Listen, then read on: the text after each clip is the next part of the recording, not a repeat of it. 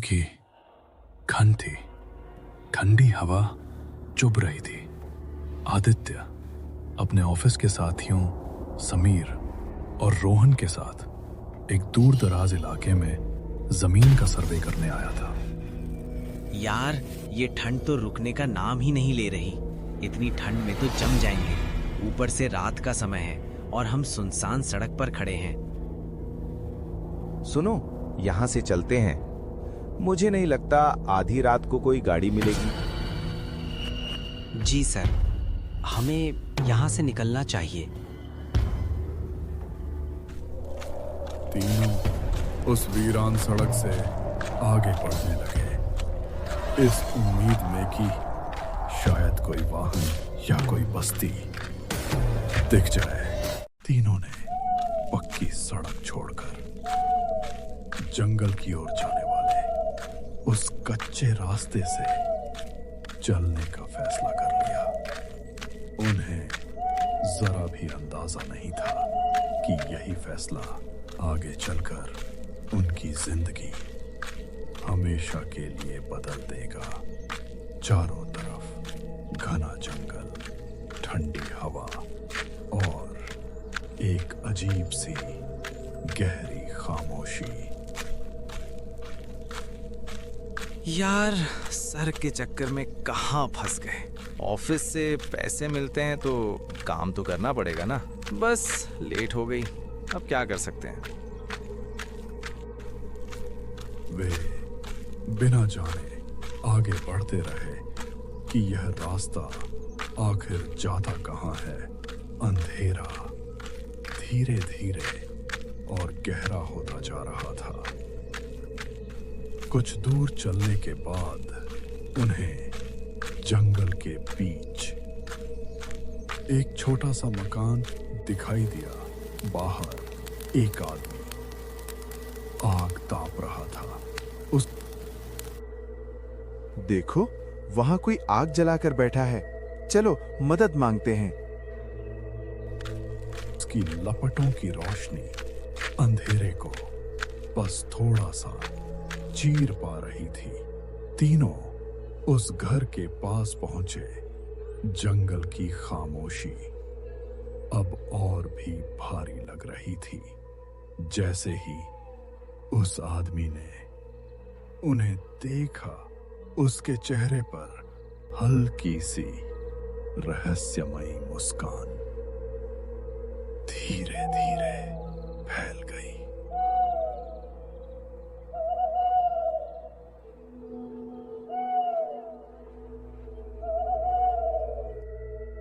भाई साहब, हम नवग्राम गांव ढूंढ रहे हैं। बाबूजी, नवग्राम यहाँ से बहुत दूर है। जाते जाते सुबह हो जाएगी। ऊपर से इतनी रात को जंगल में जाना सुरक्षित नहीं है। क्या हम आज की रात आपके घर रुक सकते हैं? क्यों नहीं, राहगीरों की मदद करना हमारा फर्ज है।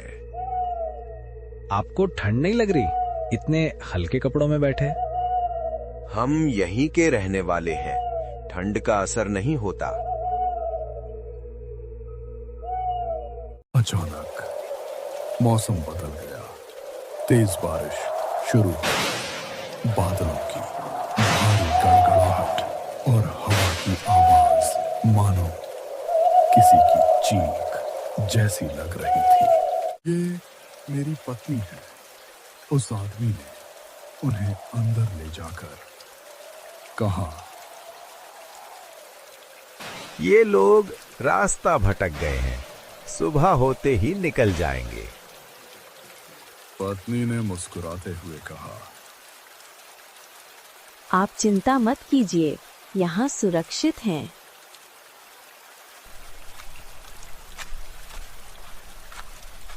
तीनों को एक कमरे में सुला दिया गया। बाहर बारिश तेज थी, बूंदों की आवाज छत पर पड़ते ही और भी डरावनी लग रही थी। अंदर सब सोने की कोशिश कर रहे थे, लेकिन समीर को नींद नहीं आ रही थी। उसके मन में एक अजीब सी बेचैनी थी। कुछ देर बाद उसे पैरों की आहट सुनाई दी। वह धीरे धीरे खिड़की के पास गया और देखा वो पति पत्नी आधी रात को जंगल की ओर जा रहे थे। उसने रोहन को जगाने की कोशिश की, लेकिन वह गहरी नींद में था। समीर अकेला ही उनके पीछे पीछे जंगल की ओर। कुछ ठीक नहीं है, चलो समीर को ढूंढते हैं। वे जंगल की ओर बढ़े। ठंड अब असहनीय हो चुकी थी। सांसों से धुआं सा निकल रहा था। रास्ता समझ नहीं आ रहा था। चारों तरफ एक जैसा जंगल। काफी देर बाद उन्हें दूर एक गांव दिखाई दिया। सूरजपुर गांव के बाहर एक बूढ़ा आदमी आग ताप रहा था। बाबा, हमारे दोस्त टेरी को कहीं देखा है? वो रात से गायब है। अब ढूंढने का फायदा नहीं। बूढ़े ने गहरी आवाज में कहा। क्यों? क्योंकि इस जंगल में जो रहता है वो किसी को यूं ही नहीं छोड़ता। फिर बूढ़े ने एक पुरानी कहानी सुनाई।